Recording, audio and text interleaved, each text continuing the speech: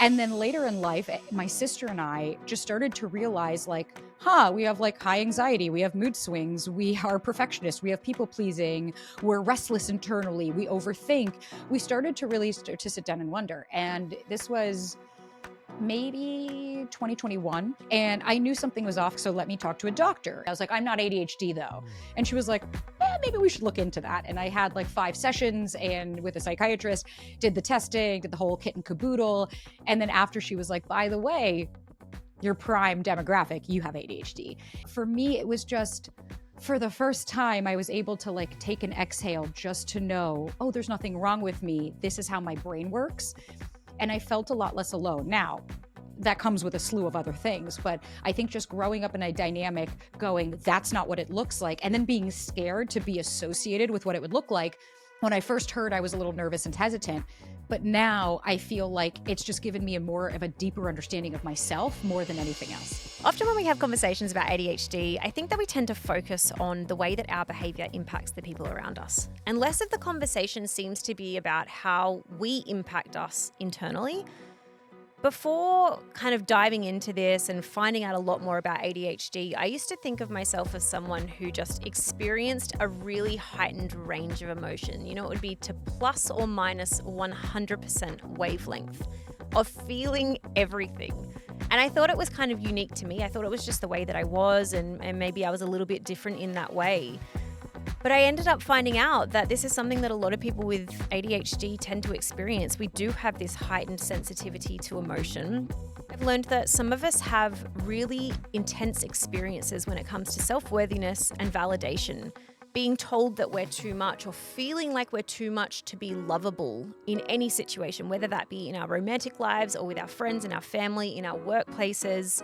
Today's guest is one of my very favorite people on the internet, and she is someone who really helped me navigate my way through this experience of learning a lot more about myself and the way that I kind of show up, the reasons that I might struggle with validation and seeking people's approval and, you know, being a bit of a people pleaser who didn't really have any boundaries. She absolutely tells it how it is. She has a no bullshit approach to her delivery.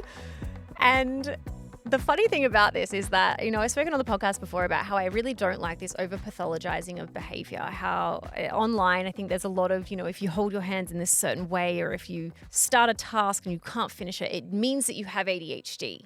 And I don't subscribe to that, because it might be the case that you have ADHD, but it also might be the case that you just happen to do that in that one particular moment. And I have to admit to being a bit of a hypocrite, because we were lucky enough to host Sabrina on Life Uncut a couple of weeks ago. And when I was editing that episode, there were a couple of things that I noticed, how Sabrina talks with her hands. She was, you know, kind of sitting up with her feet up. And I thought, I wonder if she's one of us. And I'm very fortunate in the sense that today we're going to be speaking with Sabrina Zohar, who is a relationship expert. She's a podcast host. She's also an entrepreneur, and she has ADHD. And I love the way that you talk about ADHD in terms of its emotional regulation. So thank you so much for joining us, and welcome to Cloud. Oh, I'm so excited. I know, it's like we get to let our freak flag fly. It's like unapologetically. And, you know, it's wild because I think ADHD was not talked about up until recently, where all of a sudden I'm like, you too, everybody has, okay. All of my best friends. It's so weird. Exactly. Why all of us keep interrupting each other. But I do think it's really interesting because, to your point, it's like there are a lot of people in the surroundings and that do have it. But then I also start to notice how there are a lot of people that don't, because it really works together, right? Somebody that might have like my partner's disposition that's a little bit more like removed, aloof, but it works because I'm not. 2 of me would be a lot. But anyways, I'm fucking amped. I'm so excited. And I'm excited to debunk and talk about some real shit today. Me too. So can I just ask you, firstly, what was your diagnosis process like? And in terms of your family, I know that your siblings were also diagnosed with ADHD. And how did that compare to their experiences? Growing up, we always knew my brother, there was something off, right? Like my brother was diagnosed, and typical with men, right? Like men are diagnosed often earlier in childhood, and women, we get diagnosed later in life. And we grew up knowing, no, no, Sabrina and Jamie, you don't have ADHD. That looks like this. And my brother, from a very young age, his was all of my life. Like my brother was sent home from school at being 4 because he tried to climb the walls because someone told him he couldn't because he's not Spider-Man. Joe was very, he was like the Tasmanian devil. He was just causing mayhem. He's always acting out, interrupting, loud, big, gets really heated really quickly. Like he's the only person I can tell that like can talk himself up without somebody talking into the conversation. And so growing up in that environment and being told by my mother, no, no, you don't have this. That's not what ADHD doesn't look like what you guys have. Part of me felt like, oh, okay, so there's nothing wrong with me. And then the other part was like, but well, then what is wrong with me? Right. So growing up, it was always very, Joe is the problem child. Joe has high ADHD. He was on Ritalin. He was on the medication. My mom was like, I'm not doing that for him. We'll learn behavior management. I went to a wilderness program, a boarding school. So growing up, the emphasis was my brother. He was the problem. He was the one with the issue. Oh, he got sent away. He had drug problem. Oh, he's fine now. Everything's okay. And then later in life, my sister and I just started to realize like, we have like high anxiety. We have mood swings. We are perfectionists. We have people pleasing. We're restless internally. We overthink. We started to really start to sit down and wonder. And this was maybe 2021. It was like 2021 or early 2022. And I knew something was off and I was like, weird. I really like Adderall. And I was like, so let me talk to a doctor. And so when I had a call, I was like, oh, I should probably tell you I've never gotten it like medically. I was like, I'm not ADHD though. And she was like, maybe we should look into that. And I had like 5 sessions and with a psychiatrist, did the testing, did the whole kit and caboodle. And then after she was like, by the way, your prime demographic, you have ADHD. And then my sister that same week called me and she's like, oh my God, guess what? I just got diagnosed with ADHD. And when I told my mom, her response was, no, that doesn't manifest like this. You don't have that hyperactive. And then I tried to explain to her, like, that's not the only way it manifests. With men, that's very traditional. With women, it looks completely different. And for me, it was just, for the first time, I was able to like take an exhale just to know, oh, there's nothing wrong with me. This is how my brain works. And I felt a lot less alone. Now, that comes with a slew of other things. But I think just growing up in a dynamic going, that's not what it looks like. And then being scared to be associated with what it would look like. When I first heard, I was a little nervous and hesitant. But now I feel like it's just given me a more of a deeper understanding of myself more than anything else. Something that I think a lot of us, particularly women who are late age diagnosed, experience is a misdiagnosis of something else. For me, I was diagnosed with depression and anxiety. Still to this day, do I have that? I'm not sure. The meds didn't work at the time. So was it actually untreated ADHD? I think that's likely. Was that an experience that you went through? Yep. I had the same thing. I went in, I sought help from when I was 18. Right. Like I knew something was off and I was like, there's something wrong with me. That's all I kept repeating was like, I knew it. Now, was I right or wrong? Jury's still out, right? But I had gone to doctor after doctor and I got diagnosed as borderline personality disorder. Oh, okay. So they put me on an antidepressant, anti-anxiety, a mood stabilizer. I was on 3 kinds of medication. And then I had an emergency Klonopin and Xanax in my bag at all times. So to the point where I was numb. I was completely numb. I was a shell of a human. Like I always post every year, I post this photo of from when I kind of stopped all of that. And you can see in my face, I lost I look dead. And I was frustrated because for years I kept saying, I don't think I have borderline personality disorder. I don't think that I'm on the spectrum for bipolar.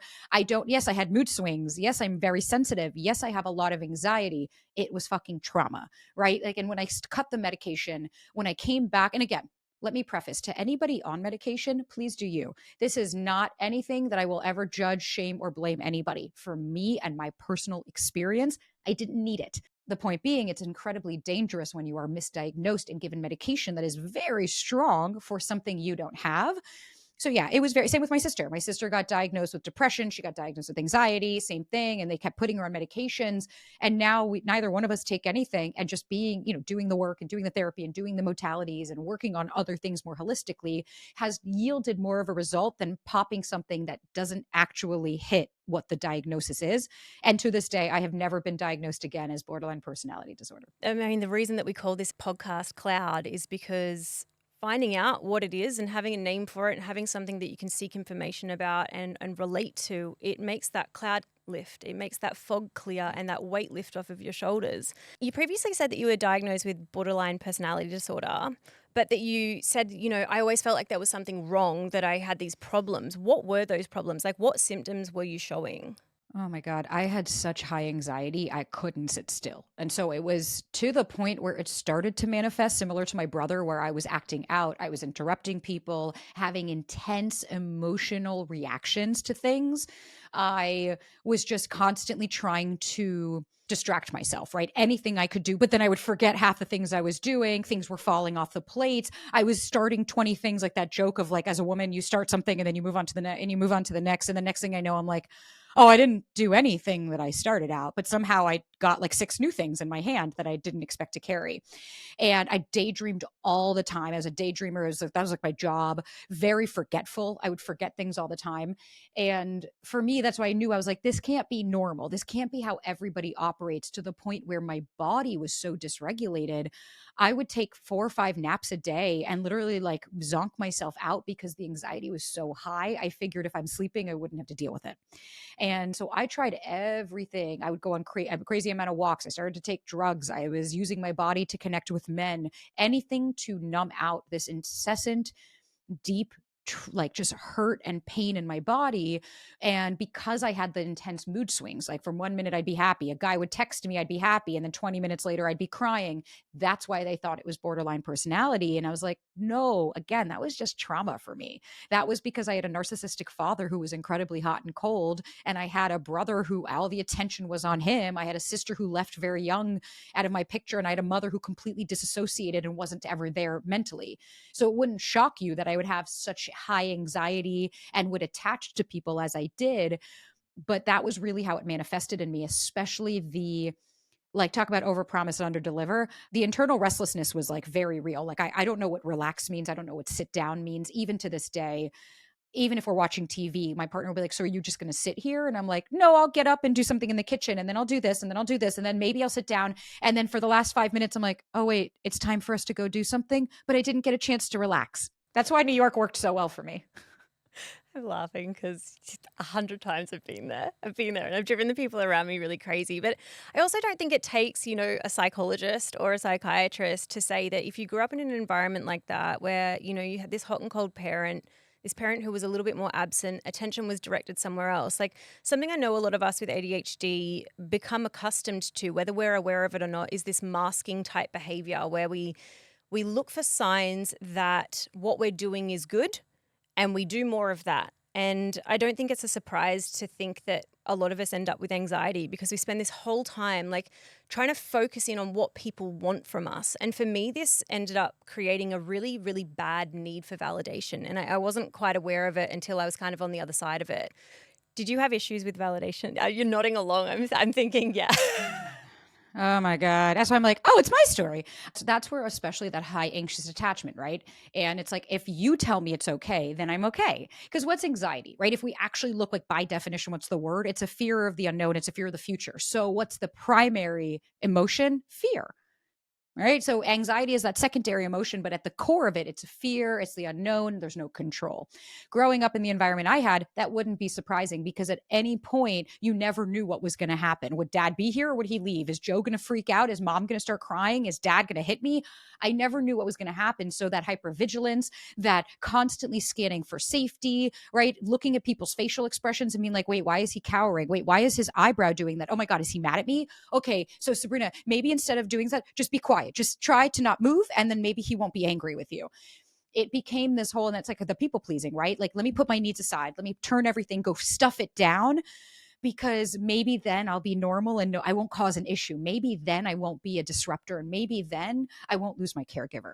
And it's just really shitty learned behavior. But that need for validation was what led me to have a lot of, I'm not going to slut shame myself, but I will say this. I had a lot of fun living in New York. And that's what led to it. I constantly needed somebody else to tell me that I was good enough, pretty enough, thin enough. And it never worked because I didn't genuinely believe that about myself. So it's going to be really hard for other people to convince me of that. Yeah, when you're in those situations with people that you're dating and you're just trying to prove to them How can I show you that your life will be so much better with me in it? You know, there was a common denominator in every single one of my dating experiences. And regardless of how good or bad the guy was, like some of them were fine and some of them were absolute trash. So some of them, I can't even tell the stories about them on the podcast because they are so bad that people would be like, how did you, what? And you went back to this guy? Like, what the fuck were you thinking? But I didn't realize that it was me really trying to convince someone that I was worth it and prove to them that I was worth their time and their affection and their attention. And this is another thing that I don't think it's necessarily on the symptom list of people with ADHD, but anecdotally, like a lot of the people that I speak to, a lot of my close friends, we all seem to have this kind of issue with self-worthiness and seeking validation. And I'm curious about how the dial started to shift on those things for you. Oh, God, it was a long road. I mean, my road really started when I married my father. I was with a guy who was just like my dad and treated me just the same, to the point where even now my brother-in-law, when we're out, he's like, I fucking hated that guy. And I'm like, oh, I know, trust me, everybody did. And I was with him surely out of, if you choose me, I'm good enough. If you choose me, I'm worthy because you're like dad. So if you treat me like dad and you do all these things, it's called repetition compulsion. We're going to date the parts of us that are not healed, hoping that if I dated him and he finally told me I'm good enough, look, fuck you, dad, all of those things you did go away. And it's like, they don't. You're just always trying to prove yourself even more. And I think what really changed the game was a couple of things. One, how I spoke to myself. That has always been what's really moved the needle, because I stopped saying, I'm a fucking idiot. I'm stupid. I'm too much. Here I go again, doing something dumb. And instead I replaced it with, given everything I've been through as a kid, it wouldn't be shocking that this is how I would feel. Or I'm allowed to feel like this. This is really hurtful what this person said to me. Or I'm feeling anxious that they didn't text me. That's okay because I'm a human, but I know I'll get through this. Right? So the way that you speak to yourself is ultimately how you're going to show up. A question my therapist asked me that fucking changed everything for me, and I was like, "Oh." And it was simple. And she said, "What parts of you do you think are not lovable?" And I was like, "Oh, you asshole. I have plenty." Yeah, how long you got? Because I got a list. Yeah, I was like, we got sessions here. But then when you start to do that, and I was like, oh, I'm too much. Okay, well, where did I learn that I was too much? And I was like, from my dad. Do I genuinely believe I'm too much? Not at my core. I don't think who I am is there something wrong with me, but I was really taught all of my life. And then by then I was like, okay, Sabrina, so you're not too much. You're just enough. But maybe to other people, you might be too much because they don't know how to handle you. So really just starting to understand reframes and calling to the surface, what parts of myself do I fucking hate? Do I think no one will ever love? And how can I show them so much love and compassion? Because all they are for me as a straight heterosexual woman, there's a little girl in there that's really scared and all she's been doing is trying to keep me safe. Why am I going to shame and belittle her when instead I should be thanking her and teaching her that I'm now the adult that gets to take care of her? She no longer has to do that. That's a really beautiful reframe, and it's something that I think we're all still working on. You know, for me, it's still a gradual process, and I'm getting better at it. But from when you kind of started this work to the point where you, I don't know if you've reached nirvana already, but for a lot of us with ADHD, we don't like things that take time. We like immediacy. We like it to happen right now. How long did this process, this kind of transformational process, take for you in terms of kind of coming to the realization that, I've got a little bit of psychological stuff to work through here because of stuff that happened, you know, in my past, to the point of feeling really comfortable in yourself? How long was that process? You're not going to like the answer. It's been almost 9 years. Yeah. And so I started in 2016. That was like, I mean, no, I take that back. Let me rewind. I got misdiagnosed at 22. So I had sought help early in my 20s, being like, something's wrong, but I was so fucking broke. I didn't have a pot to piss in. I didn't have anything. I was on food stamps. I was literally getting money from the government because I could not afford even rent. I couldn't afford to take care of myself. At that time, that's when I went to go see this like just social worker at this local clinic. And that's when kind of that little nightmare began. And I'm not saying that she's bad for everybody, but for me, I didn't have the correct therapist in the room. I didn't have the right help. And to your point, I didn't want to wait. I just kept saying, no, give me more. No, hire the medication. I'm not feeling better. And that's why she kept hiring it and kept saying, no, I still feel anxious. Give it higher. Give me more. She didn't argue. She was like, okay, cool. I'll give you a higher dose. Then I would try a different therapist. Oh, let me try somebody else at this place. And if they said something I didn't like, I'd be like, no, I don't want to try that. Like I never forget a therapist years ago telling me to identify the emotions in my body as a thing. And now as an adult, like now 12 years later, talking to some specialists that are like, oh, your black spiky ball, that's so great. And I was like, man, I had so many of these tools early on. I just didn't want to wait to use them. I wanted that now. I want to feel better. What do you mean I have to do work? No, take this away. I don't want to feel this. But I would say where it really started to change, like really the needle started to move, was two things. One, I had been in therapy at this point for like 6 years. So I'm not going to try to sugarcoat it and be like, oh my God, it was like year one. No, I had to undo the fact that I thought I was a piece of shit, the fact that I thought everything was my fault, the fact that I just thought everything was wrong with me. That took a long time to undo. Then, you overcorrect and all of a sudden you're like too confident to go out there. And it's like, okay.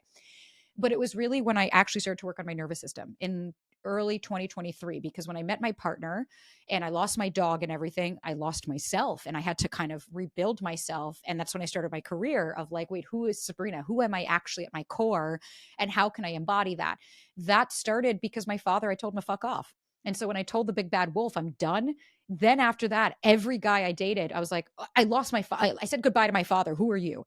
And so it started to change things. The needle moved when I really learned to sit in my emotions and be like, you're allowed to feel this. From even in the last 6 months, I'm a different person right now, because when things used to happen, I would have this really over the top reaction. And now I've learned to just be like, hey, you've made it through a lot of really hard stuff. Like, oh, okay, another person commented on you that you talk too fast. It's like, cool. That's how my brain works. Sorry. But I used to get so upset and internalize it. And now I'm like, hey, you've got ADHD. That's how your brain works. You're very special and unique for who you are. You curse a lot. You say fuck. There's a lot of people that like it. And the ones that don't can get the fuck out of my space.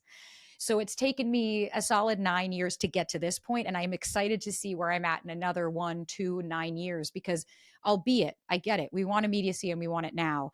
But let me ask this question. If right now at 34, if this is the peak of who I'm going to become, well, then what is there to look forward to in life if this is the best I'm going to get? We're always a work in progress. I had 30 years of conditioning I have to undo. It's going to take me a little longer than a few years. Yeah. With the whole you're too much, with, the criticisms that I think a lot of us with ADHD, it's been shown like through research that we do experience a lot more criticism, particularly as we're growing up, about our behavior and about the way that we kind of show up to the world. What I really like about you is that you say these certain things are just who I am. I speak quickly. I do swear. I'm a lot. I'm this energetic, very bubbly, in your face. I'm going to tell it how it is person. How did you soften that in the dating world? Because something that I really struggled with is that I knew that those qualities that existed within me probably wouldn't be liked by people. And so I really tried to dull them a lot in an effort to kind of be like, I'll let them get to know the other sides of me first before I really show up as who I actually am. And it left me in relationships where I felt like I couldn't be myself because they didn't fall for who I actually was. They fell for the person I was pretending to be. Oh my God. The fun thing about being a child of a narcissist is you always think you're not enough, but you're too much. Right? Like it's the flip side of the coin. I'm not enough for you. What's wrong? You keep leaving. No, I'm too much because I keep pushing you away. Right? And so you're like, wait a minute, what? And it was actually one of my friends. I'll never forget. And he's a good friend of mine to this day. And he's a big personality. And I remember everybody loved him and all this. And I'll never forget, we were at my house and I said, fuck this. What am I, too much? And he just looked at me and he goes, good, then tell them to go find fucking less. And I just looked at him and I was like, what? And he goes, all right, be too much, take up space. He goes, how often I've heard that? He goes, and have him find less and enjoy. And I remember just being like, oh, you're right. Go find less. And I was like, so if I'm too much, if I'm too all these things. And then what I started to really learn once I understood the psychology of what do you mean I'm too much?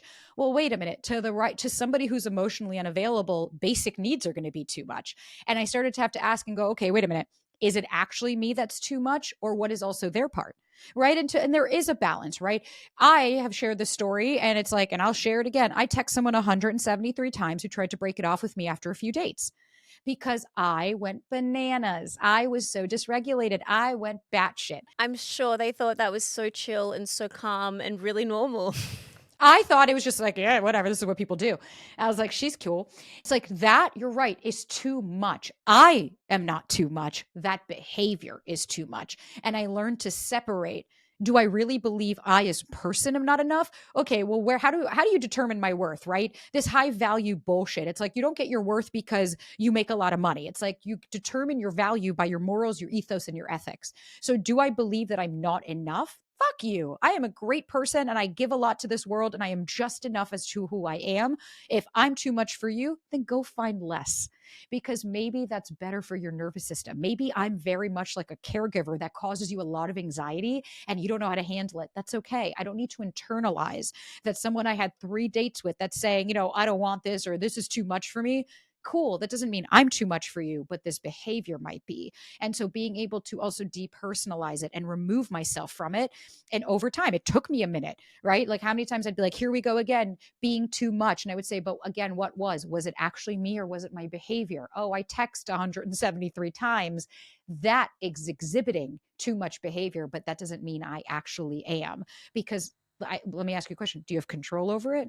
You do. You do. But something that I think a lot of us that have this kind of like storm in a teacup combination of is this hyperfixation mentality where we can get really excited about things. And that's a good thing. That's a positive thing, that we can be really enthusiastic and very on, for something that we're keen to do or someone that we're keen to date.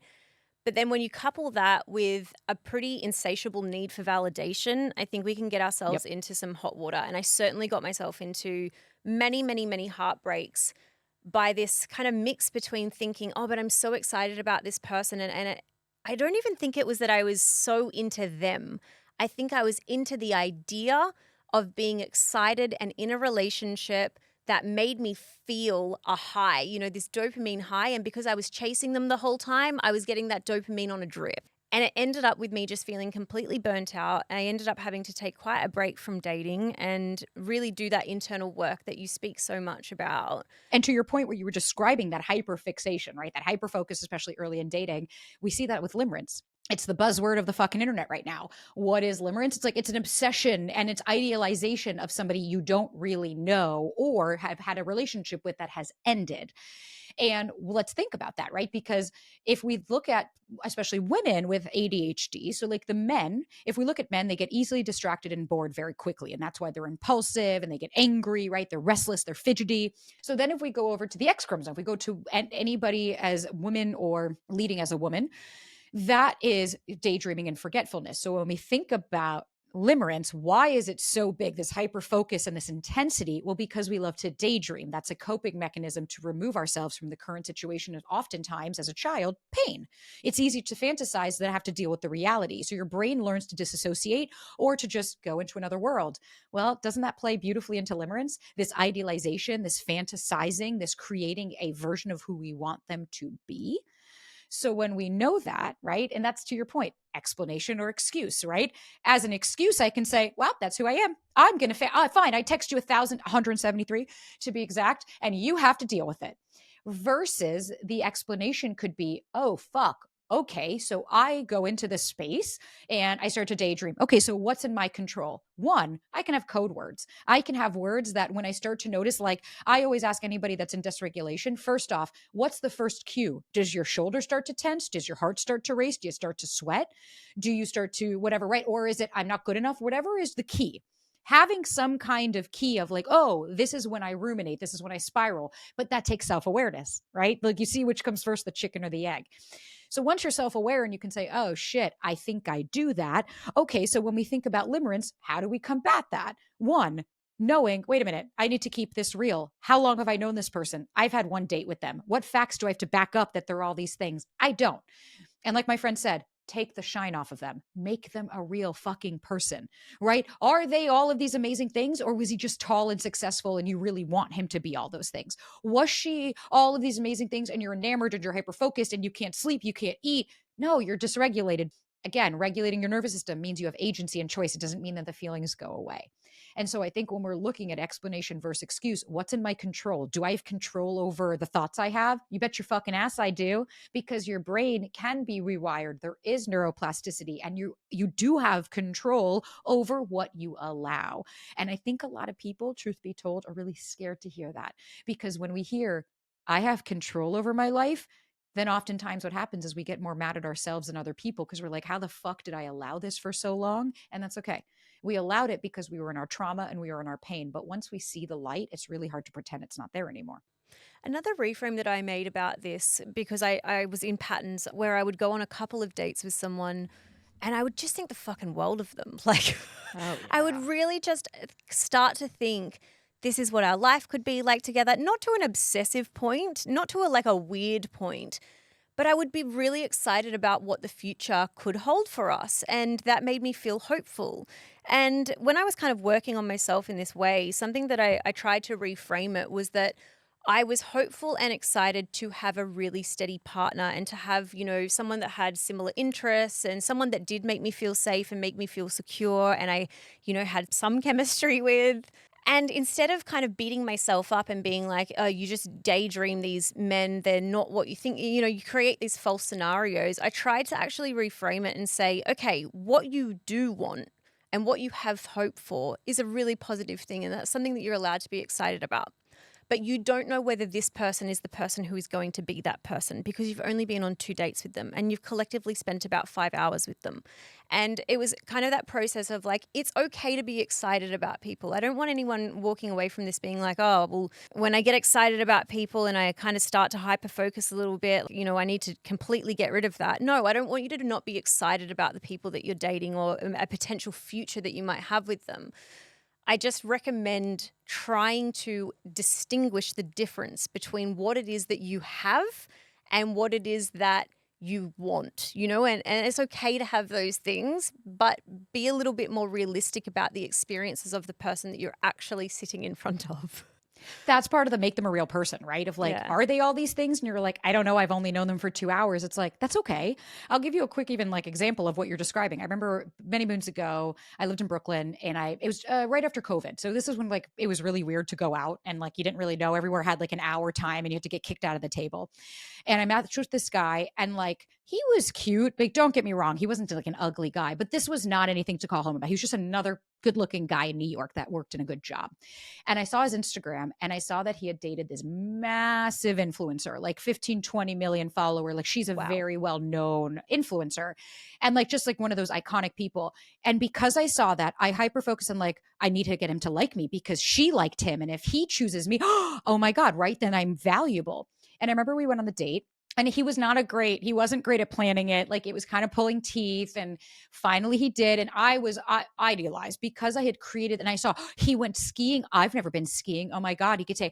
And so when we went on the date was as boring can come. Like there was no other way. This guy was like a fucking wet noodle. He showed up and like, I created this entire version of him and I refused to accept that I was like, no, he's just being shy. No, he just doesn't. And I was literally convincing myself that this guy was it to the point where then the wait staff came up and was like, hey, you guys got to go. It's time for you to leave. And he did not want to get another drink. He was like, no, I think it's time for me to go to bed. And I was like, okay, sure, whatever. And like, I remember consistently texting him after, like, hey, do you want to get another drink? Hey, do you want to hang out? To the point where he even texted me like a couple of days later and was like, hey, I'm actually a little surprised. He was like, I didn't think we had anything in common. I genuinely didn't think we had a really good connection or vibe. Neither one of us really seemed that into it. So I'm a little confused as to why you're pushing this so hard. Respect to him for calling it how it was. Like, Mad respect for this guy. And he was right because that's what I mean by like, I created this entire version because him choosing me would have validated that I was good enough to be chosen by someone who could date a massive influencer.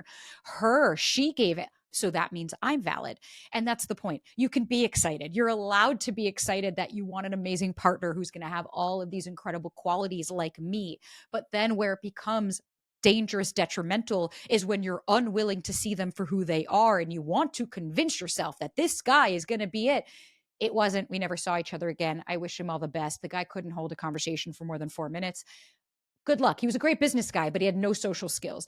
And that's kind of what I mean by like, make them a real person. Had I left the date going, well, how did I feel? Not really great. He didn't really ask me a lot of questions. He was really boring. I didn't feel we had anything in common. Then I would have left going, he's lovely. And I have hope and love. And yay, I can find someone like how I want them to be. He's not it. how do you feel about the spark? It's bullshit. Because of these things that we've spoken about, because I used to think, oh, I feel everything so deeply. So my love, the one for me, is going to feel so much, it's going to feel 100% of the emotional bandwidth. And I thought that's what I wanted. And that is not what I've ended up with. Like, I Same. had to learn the hard way. Well, because the spark, when we look at it, it's completely contrary to what safety means. The spark is all these neurochemicals. What is it actually? If you want to, if anybody that's listening wants to look it up, I didn't make this up. Harvard did a study on it, and it's the 2015 Harvard study of the spark. And they did a study of a bunch of people, and they finally came up with it. And they said, "What is the spark chemically in your body? It's your cortisol completely spiking because they sense something familiar, could be even dangerous. So your cortisol spikes naturally, and you're going through this high intensity. Notice how you start to sweat. You start to get heart palpitations. You're like, ah, ah. Now, here's the thing. If this were a bridge troll or a person with a gun, you would be running because you go, I hate this feeling. I don't want it. That's dysregulation. But because they're hot or they're tall, all of a sudden you're like, oh my God, it's the spark. I need this. And so what ends up happening is your cortisol spikes completely. And so when it gets really high, naturally, what happens when cortisol spikes, it depletes all of your other neurotransmitters. So your dopamine's getting depleted, your serotonin. That's why it's constantly, what's next? What's next? Oh my God, is he going to call me? Is he going to text me? Because you're in such high dysregulation. What it's also called, my friend Scott Lyons always termed it the trauma tingles. And it's really what ends up happening is it's actually your body. Again, scientifically, your body is sending blood to your phalanges so that you could run to safety. Because then what do we think of safety, right? My partner is the most safe person. I don't get highs and lows. I don't get intensity. I don't get inconsistency. I don't get unsafety because I know what I'm going to expect.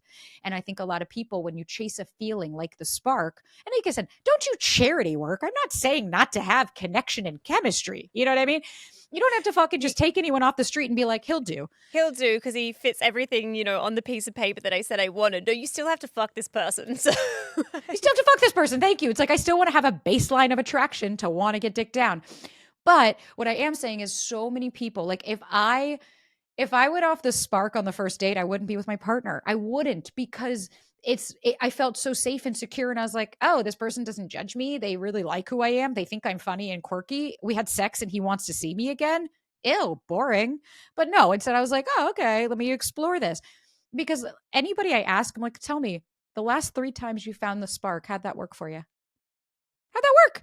I remember, I'll tell you, the one time I felt the spark that I thought I was going to be married to this guy.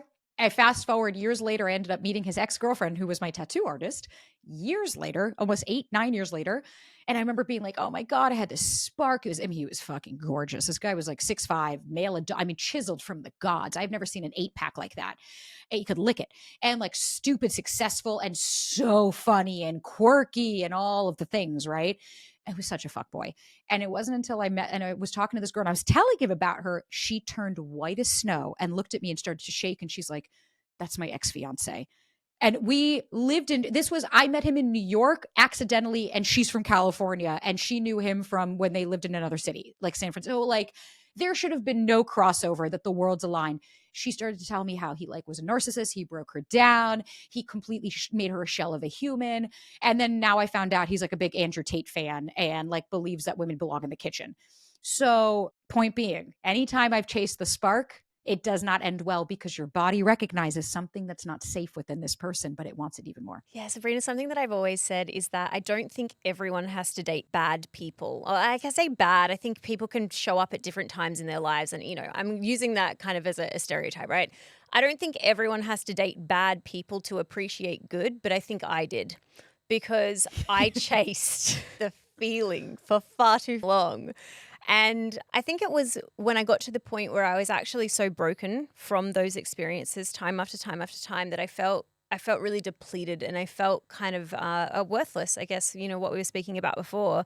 And that was when I had that real shift in mindset around, okay, well, what I have been doing clearly is not working for me. And so I need to find a way to go outside of this type that I seem to have. And mine wasn't necessarily a physical type. It was a charismatic, the guy who could hold the conversation and was the most important person in the room. I was really attracted to that. And now it would be the lowest of qualities that I look for because I know what that means. I know what the other side of that coin is. And it was a very deliberate move for me in the dating world. I kind of had to almost force myself to swipe right or, whatever Hinge does, like the tick thing on people that I didn't necessarily feel that, that intense tug towards. And it ended up working out pretty well for me. I've been in a relationship for nearly 2 years now. So, but it was with someone that I think if he had have shown up years and years before when I was still in this kind of I don't know if I use the word toxic, but that like that desire for that really intense spark and that chemistry, we wouldn't be together today. Oh, I could with guarantee I could tell you my partner and I would never have been together. But because my mama, she has said this since I was a kid, it's not love, it's proximity and timing. And for so long, I was like, what does this bitch mean? And she's like, oh, no, she's right. Love is not enough. I could love something all day, but also know that that's not right for me. Love it. Oh, yeah, love is all you need. It's like, I wish it was. What you actually need is compatibility. What you actually need is proximity and timing. Are you in my life at the right time, in the right space? Right. So, like, I've met how many people, and you're like, oh, you live in China and Timbuktu and I live here. Okay, well, timing, right? Proximity. You're not in my environment. Same with my partner. Had I met him even 6 months prior, his sister had passed away, my dog had passed away. That's what made us change. And so then our change, and he even said, he's like, when my sister Sarah passed away, she took her life. And it was shocking, obviously. Nobody fucking saw that one coming. It was before I met him. And he said that's what made him realize I'm really avoidant. I've shut people off. I wasn't open. And he was like, had I met you prior, I would have excused you as another annoying, anxious girl and never given you the chance. Had I met him before my dog passed away, I would have been like, ugh, I don't feel the spark. I didn't get what I want. He didn't text me today. Because it's so important to one, know you can grow, evolve, and heal. You're not beholden to ADHD or bipolar disorder or whatever, right? You're not beholden to these fucking diagnoses that we get slapped with. It might not have been your fault, but it is your responsibility to heal through it. And you can. And that's what'll make the timing work. Had you met your partner 3 years ago, you wouldn't have been in the space now to receive him. And that's the biggest aspect to fucking remember. How did you go about changing the dating process? Like, when you met your partner now, what were you looking for? Were you looking for different things? Were you dating multiple people? What did that look like? When I used to date, so if I'm looking after my ex, the bad one, when I really like, that's when I started to like dive into therapy and realize that was the end of, let's say 2019, middle of it. That whole year was still me dating guys that like, oh, text me a lot, right? Like I chased that high for a long time. And if you didn't text me every day, good morning. If you weren't doing like, you could treat me like shit outside of that. I fine, right? I didn't care. You called me and told me to come over at 2 a.m. I'll do it. But as long as you were texting me every day and giving me the niceties, and it was like the nonstop, incessant, and then all of a sudden I get the hit with the I don't want a relationship a month later after we hook up. So it was like that for a while. Then COVID hit and I was focused on my business and my career. And I think when that fear kind of came, I was like, I'm ready to leave. And I moved to LA thinking bright-eyed and bushy-tailed, fuck New York. I'm coming for something different. Okay, it sucked. I ate shit for a long time. It was the same thing. I was dating and I was a New Yorker in California feeling so left out, like I didn't belong here. It was date after date of like these incredible dates. I want to see you again and then never hear from them again or flake off. And you're like, what the fuck? Or like getting a text that was not meant for me. And you're like, oh, I see. You're dating like 7 people. So I've always dated multiple people. And it wasn't until January 2022, I dated differently after I told my dad, when I finally confronted him and I was like, I'm done. He called me a piece of shit for the last time. And I was like, fine, fuck off. Because after that, every time I would go, I'm scared I'm going to lose them, I'd really stop myself and say, well, Sabrina, what are you so scared of? You lost dad. So what's worse than that? And I started to really change. Then I started to address, I need to say no. I need to learn boundaries. This doesn't work for me. I want to be communicative. And I started to unapologetically and it took me that whole year of every person I dated, I learned something else. Okay, this person, wow, I didn't sleep with him. I tried 5 dates. Okay, he still didn't want a relationship with me. I slept with this person on the first date. He still didn't want a relationship with me. I did this, right? So I tried all these different things to see what resonated with me, but then I started to get very clear on how do I want to feel with a partner? And that's a question nobody asks. It's just, what do you want? I want someone to do stuff with, and I want somebody that'll da da da da da. But nobody talks about, well, how are you going to feel when you get that? What does that look like in practice? Does that mean that this person makes you breakfast every morning? Does that help? And then as I started to go along and started to set those boundaries, I wasn't scared of losing people because I was more scared of losing myself. When I met Ryan, I dated another guy. I was dating 2 guys at the same time. He knew about it. I wasn't hiding anything. And the other guy was kind of what you were describing. Oh God, he was so hot. And he was so, God, I just like, he was my type to a T. 6'4", tattooed, 6-pack, big blue eyes, dark brown hair, super, like all of it. Really successful. Had the cool dog in the car, right? The whole 9. And so when I met Ryan, I was like, he's very cute. He's very handsome. But I was like, no, that emotionally unavailable salmon is the one that was attracting me. And I remember I was like, Ryan doesn't have the banter and all that. And I just kept stopping myself and saying, but Sabrina, give yourself a chance to date somebody that's different. Give yourself a chance. What do you got to lose? You don't have to marry this guy. The irony is we're going to, but at the time I didn't know that. But I really kept my options open. I dated. I was very consistent with that. I was always communicative. I did not expect texting. And I really worked on my nervous system. I worked on my life, and I gave myself a life. Like my mama always said, you were good before them, you'll be good after. And they're in addition to your life. They are not instead of.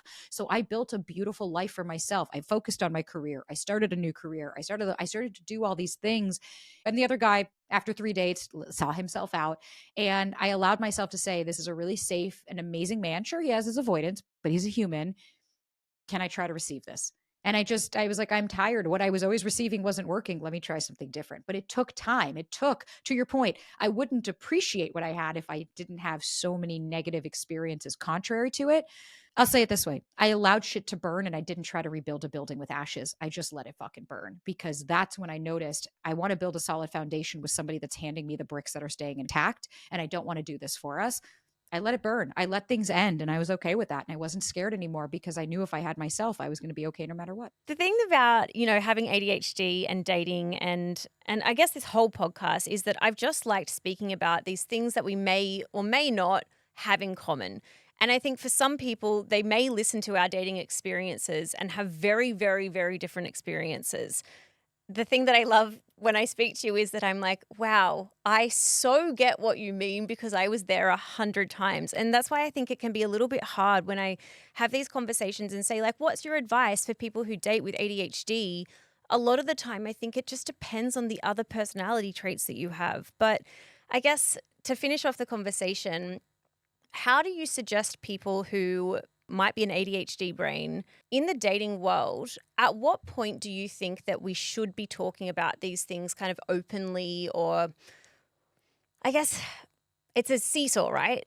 You don't want to have the judgment of what they may or may not know about a condition, but you also don't want to be doing exactly what I used to do and kind of showing up as an inauthentic version of myself because I thought that that would make them like me more than my real version of myself. When do you suggest people have these conversations about, whatever might be going on in their brain? I think the first step before we even do that is we have to accept ourselves first, right? Because if not, and we go into this, like I have people all the time ask, like, when do I tell the partner I'm dating I have anxious attachment? I'm like, why do you need to say it? Like, well, you don't need to say anything, because when what we're doing is we're self-diagnosing. And when we self-diagnose and we're saying, well, I can't change, I'm not fixed. So first off, it starts with me accepting myself that I can heal and change through this. This doesn't define me. I'm not, because of this, I'm not a flawed human.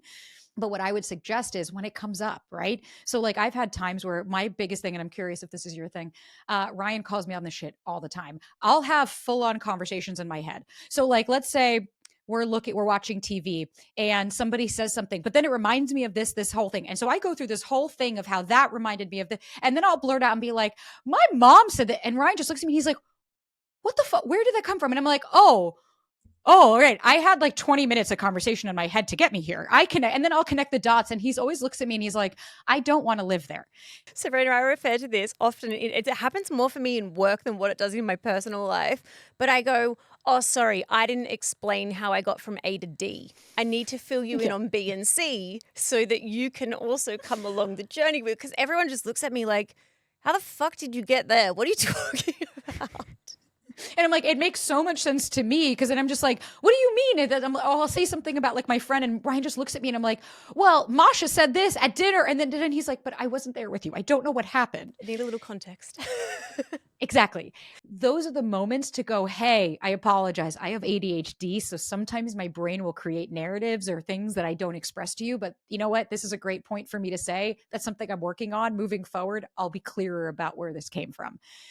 It's in the moments when you exhibit it, because otherwise, if you're like, just come in and be like, I have ADHD, right? Or like, I was on a podcast and she said, I had a date the other night and they asked a question I loved. And I said, what was it? And I fucking hated the question. He said, what's your attachment style? And I was like, no. That is not first date conversation, first of all. And second of all, I said, let me guess. What was his? Avoidant? And she goes, yeah. And I said, and let me guess, you were turned off? She goes, immediately. And I said, thank you. Because what he just did is he self-identified. And what you did is you created a judgment. Now that's human. There's nothing wrong with that. That's very normal. But let's say you go to someone and say, well, I have ADHD. Well, maybe their ex did and it was a fucking nightmare. So they're going to project that onto you and go, okay, I'm not doing this again. When that might not be fair because yours might not be as severe as that. So I would always suggest bring it up when it actually makes sense to bring it up. If it's not impact, and like, trust me, they'll know. Other people can tell, or apparently not because people don't realize that I have it. But there are people that might be able to pick up and go, wow, like when people are like, wow, you speak fast. And I'm like, well, that's what happens when you have ADHD. And I'll just casually say it. And they're like, oh, do you? And I'm like, uh-huh. Right? Like it doesn't define me, but I'll bring it up in a sense where if it can validate and explain behavior, but I'm not excusing that behavior, that's when I think you bring it up and have the conversation. Because if you're dating and you've had 10 dates and this person doesn't care, it's like, then what they like you for who you are. It doesn't matter what your fucking diagnosis is. I could talk to you forever. I'm such a massive fan of you, and I'm so grateful for you joining us and talking about your experiences with ADHD and showing up in the dating and relationship world. For anyone who would like to hear more or follow Sabrina, her podcast and her Instagram accounts will be linked in our show notes, and her website. Thank you, thank you, thank you, thank you. Thank you guys for having me. It's my honor to be able to like have this time with you, and I love what you're doing, and thank you for having me part of it.